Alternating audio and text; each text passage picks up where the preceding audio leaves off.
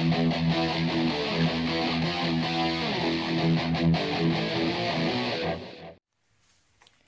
what's going on YouTube? This is Sick Eric back again with another video, and today we're going to be doing a comparison between the LG V30 and the Samsung Galaxy S9 Plus.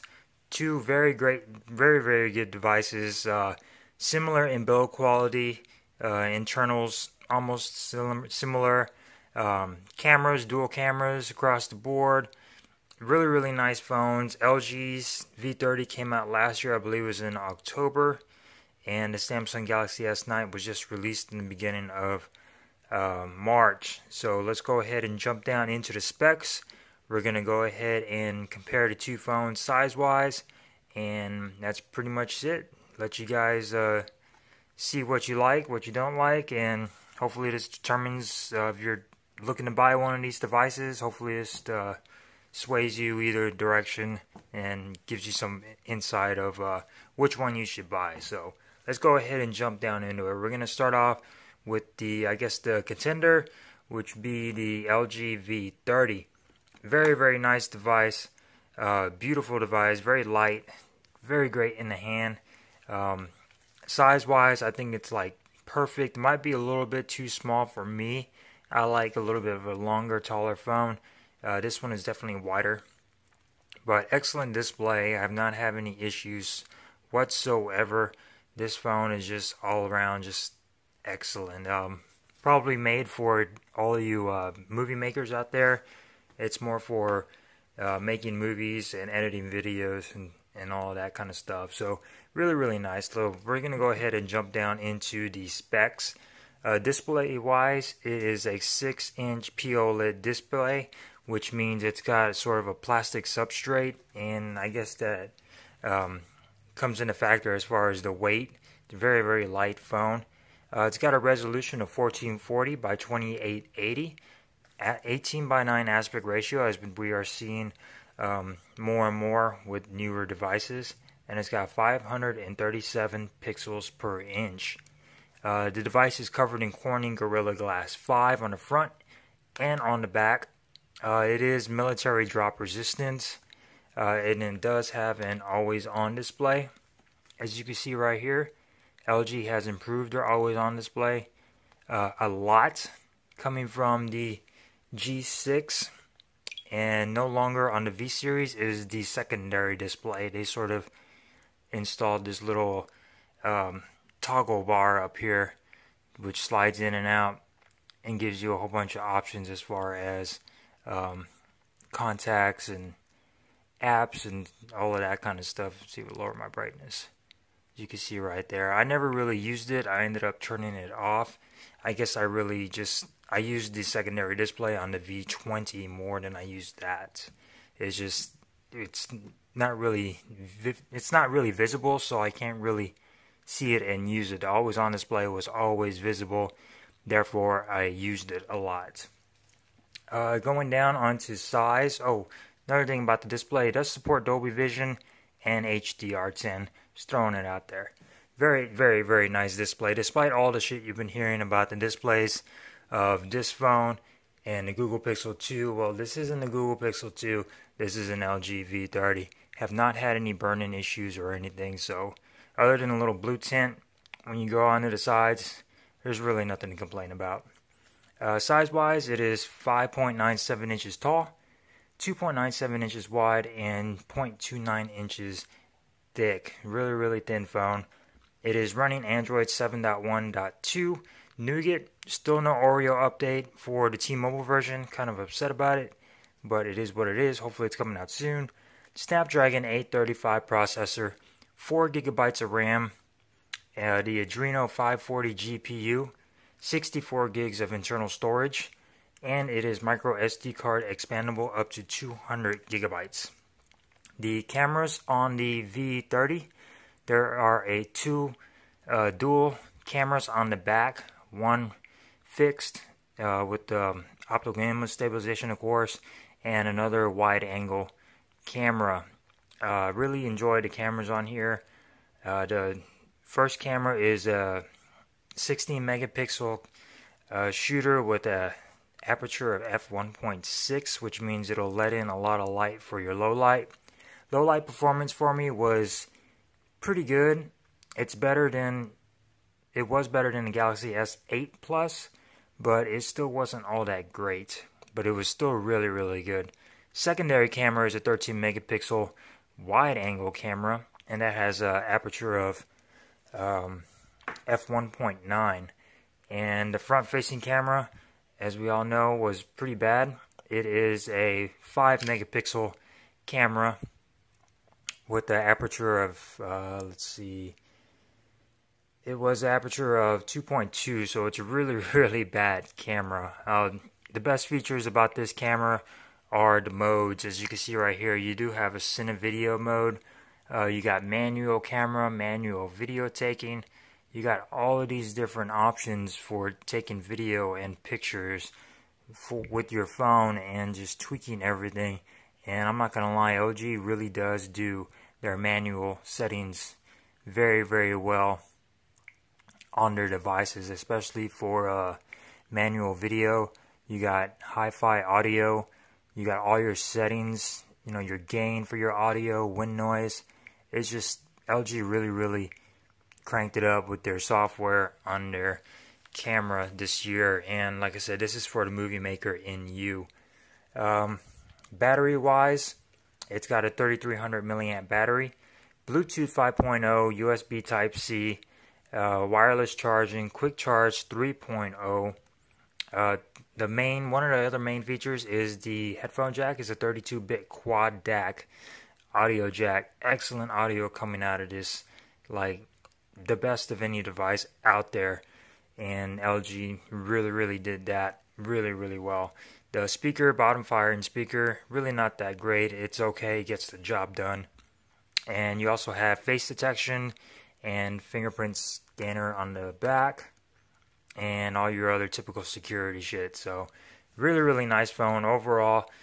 Still enjoy it, and it's still really fast and snappy. 4 gigabytes of RAM is doing this phone really well. So excellent phone. So next on the list is we're going to go ahead and jump onto the Samsung Galaxy S9 Plus. See if I can lower the brightness a little bit. Now this phone was just released not too long ago. Excellent device, a lot of improvements, still a lot like the S8 Plus, but definitely they improved upon it, and that's really good. So start off with the display. It's a 6.2 inch Super AMOLED display with a resolution of 1440 by 2960, 18 by 5.9 aspect ratio, so it's a little bit taller than the LG V30, and it's got 529 pixels per inch. So the LG V30 has 537, just a little bit more. Gorilla Glass 5 on the front and on the back. This year it is a little bit thicker than the S8 and the Plus was, and the frame is also a little bit thicker, so it is a heavier phone, and it is maybe just a little bit heavier than the Note 8, I think, but it's a really nice feeling phone. Supports HDR10. You got your little 3D touch home button on the front, while the LGs are on-screen buttons. You also have on-screen buttons over here, but you do have a pressure-sensitive home button, just like on the iPhone. The LG V30 you do not have. Always on display has improved. You could go between different styles or whatever toggles to control your music and stuff. But the always on display on Samsung devices has always been really well. Really nice and customizable as far as customizing your colors and your clocks and everything now. Size is 6.22 inches tall, 2.91 wide, and 0.33 thick, so it is a lot thicker than the LG V30, and it weighs about 6.67 ounces. It is running Android Oreo 8.0, Snapdragon 845 processor, 6 gigabytes of RAM compared to the 4, and the Adreno, it's a new Adreno 630 GPU. They both have 64 gigs of internal storage. The micro SD card on the Samsung Galaxy S9 is expandable up to 400 compared to the 200 on the LG V30. As far as camera wise, there is a dual rear-facing camera, and they are 12 dual pixel cameras on the back. One is a telephoto lens, which allows you to zoom in 2 times. Apertures on the cameras is 1.5 with the main camera, but it is a variable aperture, which means you can switch between 1.5 and 2.4 depending on lighting when you're in auto mode. 1.5 takes excellent pictures at nighttime. It sort of brings in all this light to make it seem like it's daytime. It's crazy. And then it'll also switch to a 2.2 if you're in bright situations. So really nice camera.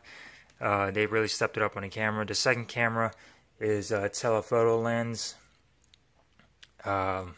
It's your zoom lens right there too. So really nice camera system. The front facing camera is an 8 megapixel camera.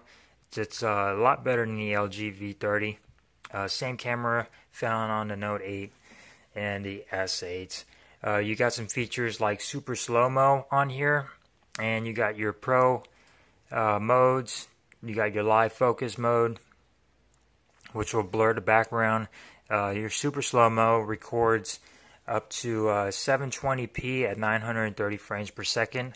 The thing with this is you have to have a lot of lighting, or else it's going to be really dark. As you can see right here, you have to be pretty much out in the sunlight outside to get pretty decent video with that super slow-mo. Other than that, you got all your AR emojis as well. You're able to create a augmented reality emoji, and it's a really nice feature. It's fun, you know. And your food, panorama, hyperlapse. You got all these different types of modes with the Samsung camera as well. The LG is more for video taking. Samsung is really made for like the camera and the picture taking side, you know, in you. So battery is a 3500 milliamp battery, Bluetooth 5.0, USB Type-C, just like on the V30, wireless charging, quick charge 3.0. I would have liked to seen that a little bit higher, since 3.0 is a little bit older, maybe 4.0 or something, but it is what it is. 32-bit audio. It's not as good as the LG V30 with its quad DAC, but it's still pretty good. The place where the S9 shines, though, is the stereo speakers. It's got dual speakers. It uses the earpiece up here for all your highs, and the bottom firing speaker for all your mids and lows. And they are tuned by AKG, and you do have Dolby Atmos on here as well. Really nice. It works better with the speakers than with headphones. Usually when I plug in headphones, I turn it off because it just sounds really bad. But with you're playing, you know, YouTube videos with using your speakers, turn it on. It sounds amazing. As far as that goes, security, you got your iris scanner, face detection. They sort of combined it into one, which made it intelligent scan, which means it uses your eyes or your face to unlock your device depending on you know, your situation, or you know, if it can't read one, it'll go to the other. And the LG also does have face detection and your fingerprint sensor on the back. The face detection is really well on the LG as well, but this one, the S9, does have a iris scanner. So really great devices. Let's go ahead and do a size comparison between the two devices. As you can see, the S9 is definitely taller, while the LG is just a tad bit wider than the S9. Let's go ahead and jump to the back. On both devices, the S9's fingerprint has been moved to a more comfortable position. The LG is right in the middle as well. Above, you got your cameras, your sensors, your flash, heart rate sensor, blood pressure sensor on the Samsung. At the bottom, you got your speakers, USB Type-C, and microphone on the LG. You got the same over here on the S9 with the headphone jack.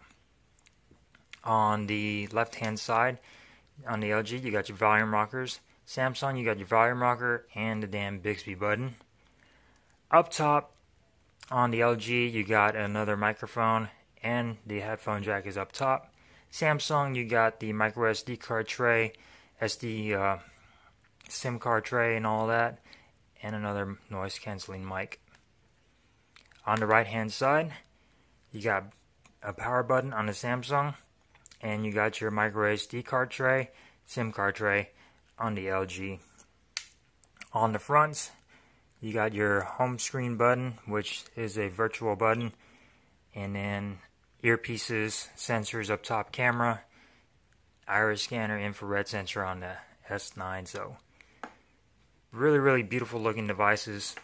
The LG is still snappy, probably just as snappy as the Samsung, and it's only doing it on 4 gigabytes of RAM. Just saying. It's just because the LG skin isn't as extreme as the Samsung. Like Samsung just has a whole bunch of features implemented onto it, and the LG is not, you know, weighed down by too many features. It's still a really fast phone. So hope you enjoyed the video. That's pretty much it, guys. I just wanted to give you guys a rundown of the specs of the devices. That way, just so you guys can know, you know, if you're looking to get a new phone or whatnot. Stay tuned for my review of the S9 Plus coming shortly. I still got some other videos and content covering the device and the regular S9, so stay tuned for that. Be sure to hit that subscribe button and that little notification bell. That way you know when I release a video. Give me a thumbs up if you found this video useful. Like I said, don't forget to subscribe, and I will see you guys in the next video. Peace.